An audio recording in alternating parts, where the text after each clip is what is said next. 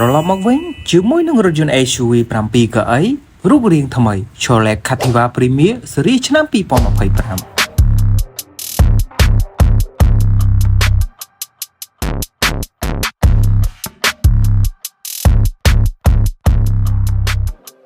រថយន្ត Chevrolet Captiva Premier ស៊េរីឆ្នាំ 2025 គឺជារថយន្តដែលទទួលបានការគាំទ្រខ្លាំងពីអ្នកប្រើប្រាស់ក៏ដោយសារតែវាជាប្រភេទ SUV 7 កៅអី Full Size សាច់ដៃក្រាស់ធន់រឹងមាំកម្លាំងខ្លាំងបំពាក់ជាមួយនឹងបច្ចេកវិទ្យាទំនើបនិងរចនាប័ទ្មខាងក្នុងនិងខាងក្រៅថ្មីប្លែកបែបប្រណិតភាព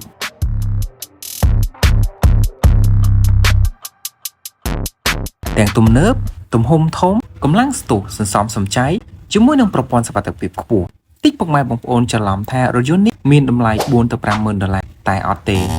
បើនិយាយអំពីតម្លៃវិញពុកម៉ែបងប្អូនពិតជាភ្ញាក់ផ្អើលតែម្ដងតម្លៃត្រឹមតែ30000ស្ដើងតែប៉ុណ្ណោះហើយតម្លៃនេះផ្ដល់ជូនគ្រប់អតិថិជនទាំងអស់មិនថាទិញជាលុយសុទ្ធឬបង់រំលោះនោះទេសម្រាប់ព័ត៌មានលម្អិតបន្ថែមអាចទំនាក់ទំនងមកខ្ញុំបាទផ្ទាល់បានខ្ញុំបាទហើយសូមអរគុណសូមជម្រាបលាជួបគ្នានៅវីដេអូក្រោយ